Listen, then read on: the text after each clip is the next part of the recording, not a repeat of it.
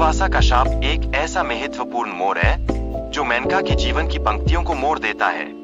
इस शाप की गहराई में प्रवेश करना अनिवार्य है ताकि हम इसकी पूर्ण महत्ता समझ सकें। यहाँ दुष्यंत और शकुंतला के बीच का प्रेम एक नई कहानी को जन्म देता है।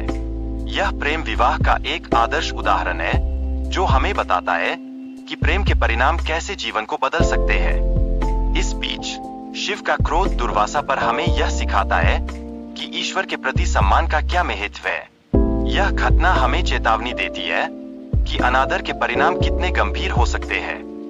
ऐसे में एक महत्वपूर्ण प्रश्न उठता है, आपने अपनी बेटी को अंधकार में खाने के लिए क्यों प्रेरित किया जबकि आपकी मंशा उसे शाश्वत बनाना था?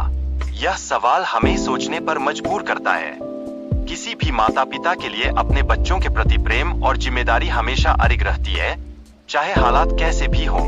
यह सच कैसे व्यक्त किया गया है, यह भी एक विचारणीय बात है। शकुंतला की कहानी में जब दुष्यंत उसे छोड़ देता है तो उसके जीवन में अनेक कठिनाइयों का सामना करना पड़ता है। क्या यह प्रेम और मातृत्व के गहरे बंधन को नहीं दर्शाता? कष्ट और पृथक्करण के बीच मिलने की खुशी का अनुभव कई गुना बढ़ जाता है। यह जीवन के अनुभवों को और भी समृद्ध करता है और हमें सिखाता है कि कठिनाइयों के बाद ही सच्ची खुशियों का पता चलता है। विभिन्न देवताओं का योगदान समय के चक्र में महत्वपूर्ण भूमिका निभाता है। ये देवता मिलकर संसार की रचना और उसके संतुलन को संरक्षण देते हैं। नारद द्वारा समझे जाने वाले संकेत मानवता को संदेश देते हैं। जब भक्त इन संकेतों को समझते हैं तब संसार में शांति का संचार होता है। महाकालेश्वर ज्योतिर्लिंग की स्थापना का अद्वितीय महत्व है जो भक्तों के लिए एक विशेष अवसर का प्रतीक है। यह दिन भक्तों के लिए आध्यात्मिक अनुभव का अद्भुत प्रतीक है। भस्मासुर की कहानी हमें शक्ति और तपस्या की महत्ता से परिचित कराती है। यह दर्शाती है कि कैसे एक व्यक्ति अपनी इच्छाओं के पीछे अंधा होकर गलत राह पर चल सकता है। धर्म और अध्यात्म में शक्ति का संतुलन बनाए रखना आवश्यक है। यह हमें दिखाता है कि कैसे दानवों को भी धर्म के मार्ग पर चलने की प्रेरणा मिलती है। भस्मासुर अपने वरदान का उपयोग कर अपने दुश्मनों को जलाने का दावा करता है जो उसकी आत्मविश्वासिता को प्रदर्शित करता है।